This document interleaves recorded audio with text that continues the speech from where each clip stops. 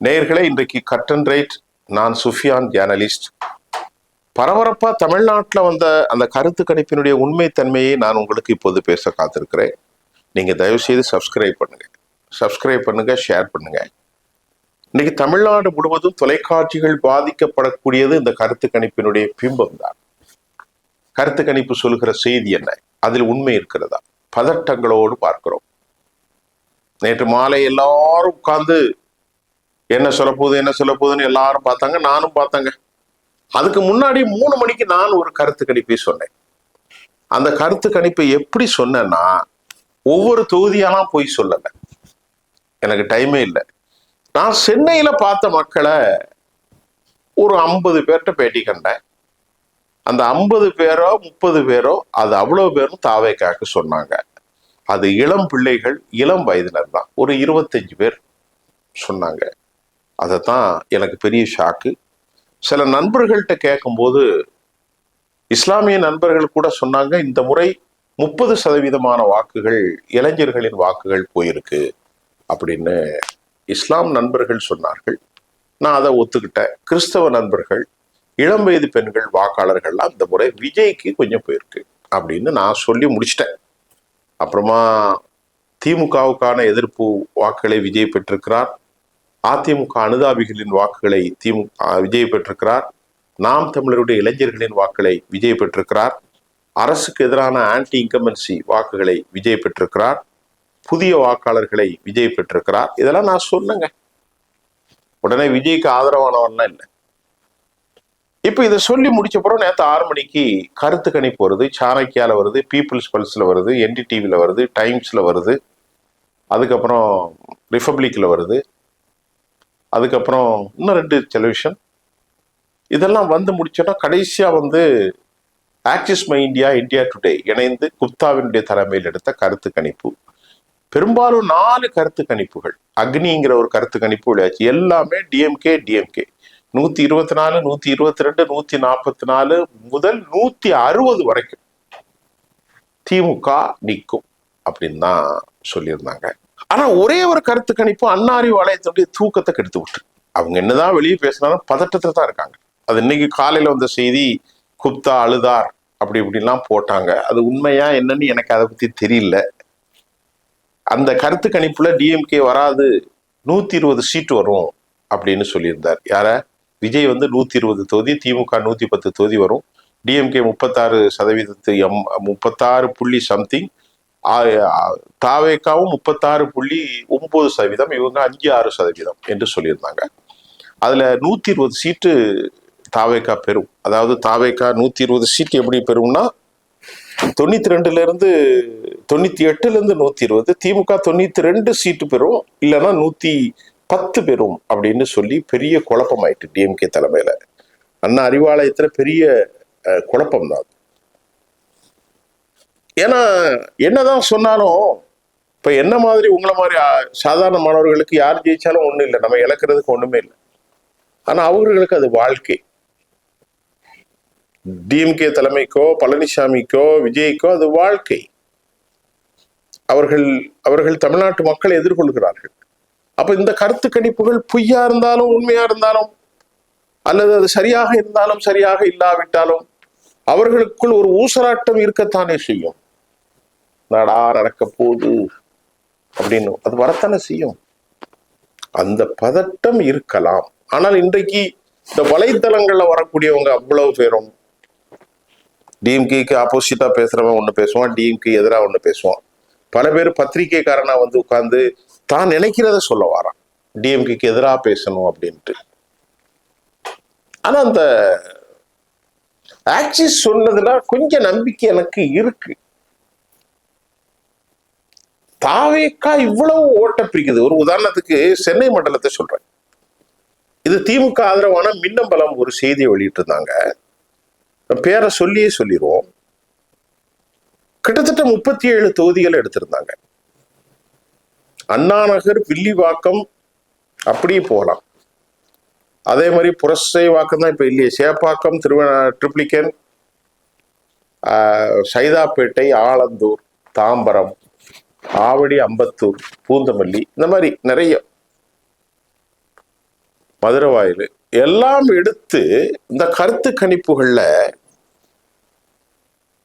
DMK 36% எடுக்குதுன்னு வைங்களேன், அதிமுக 32% அல்லது 29%, தாவேக 27%, 28. அப்ப டிஎம்கேக்கும் அதிமுகவுக்கும் 4-5% தான் டிஃபரெண்ட் இருக்கு.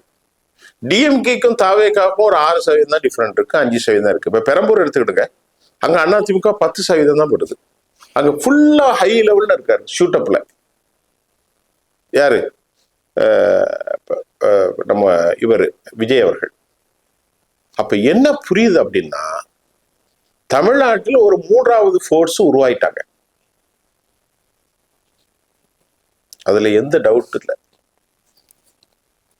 இப்ப இந்த கருத்து கணிப்பு சொல்லக்கூடிய செய்தி, அவர் தனக்கான தனித்துவமாக நின்று அதை லவகமாக அவர் உருவாக்கி கொண்டார்.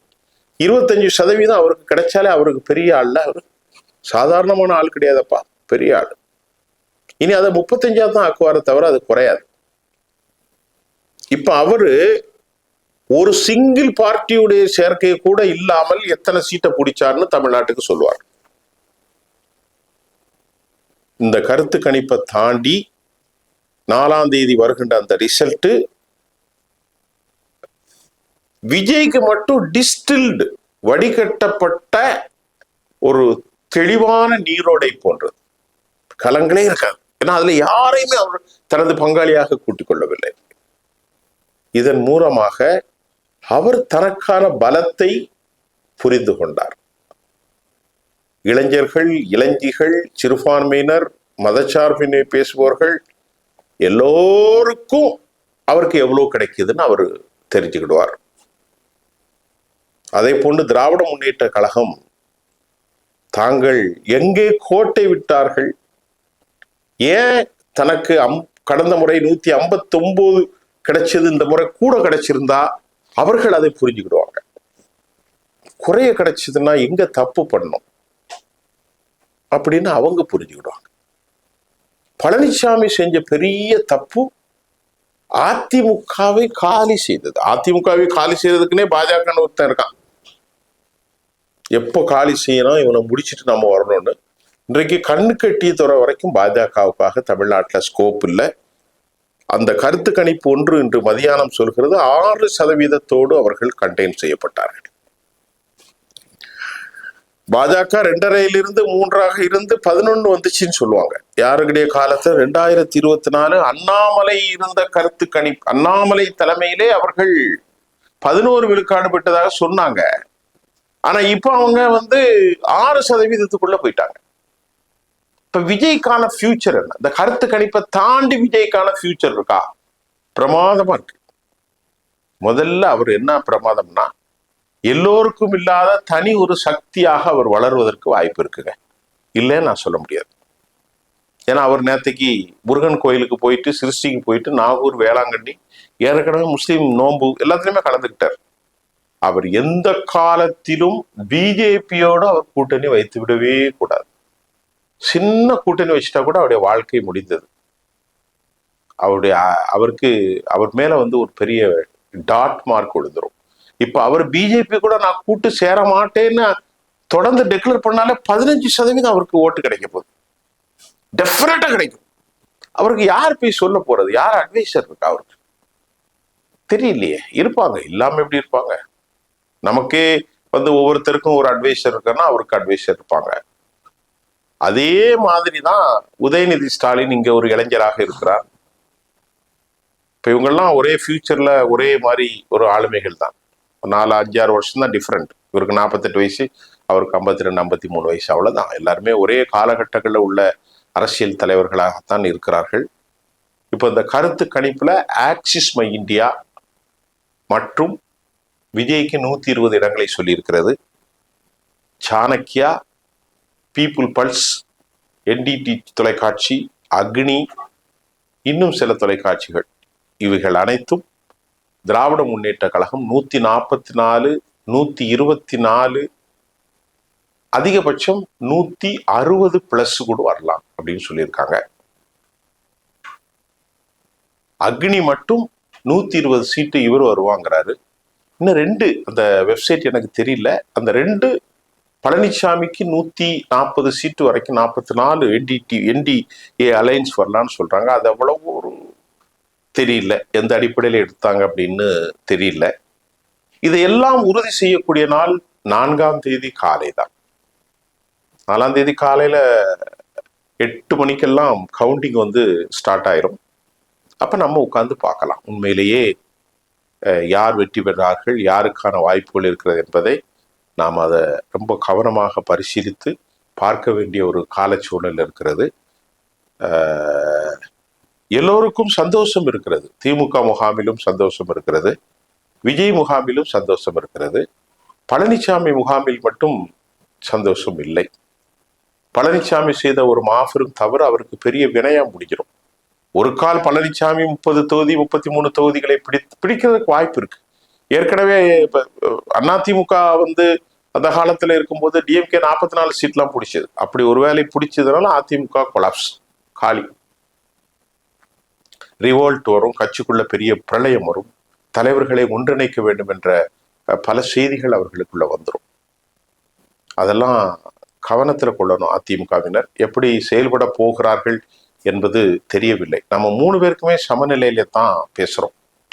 அதனால யார் வந்தாலும் ஊழலற்ற ஒரு சிறந்த ஆட்சியை கொடுக்கணும் தான் ஒரு பத்திரிகையாளருடைய கருத்து. மதச்சார்பின்மையோடு இருக்கணும், அனைவருக்குமானவராக இருக்கணும், செழிப்பா இருக்கணும். அந்த கருத்து கணிப்பை நீங்க ஓரளவுக்கு நம்ம ஃபிகர் புரிஞ்சிட்டு, புரியாமலாம் இல்லை, ஓரளவுக்கு நமக்கு புரிஞ்சிட்டு இந்த தவறு அவர் செய்யாம ஒவ்வொருத்தரும் மதச்சார்பின்மை, அனைவருக்குமான ஆட்சி, ஊழலற்ற ஆட்சி, திறமையான ஆட்சி கொண்டு வருவாங்களான்னு நம்ம பார்க்கலாம். இப்போ இன்றைக்கு 4ஆம் தேதி வருவதற்கு இன்னும் 3 நாட்கள் இருக்கிறது. இந்த கருத்து கணிப்புகள் சொல்லும் செய்தி என்ன? வெற்றி யாரை நோக்கி இருக்கிறது? நாம் கொஞ்சம் காத்திருப்போம். மீண்டும் நான் சந்திக்கிறேன். தயவு செய்து சப்ஸ்கிரைப் பண்ணுங்க, ஷேர் பண்ணுங்க. நன்றி.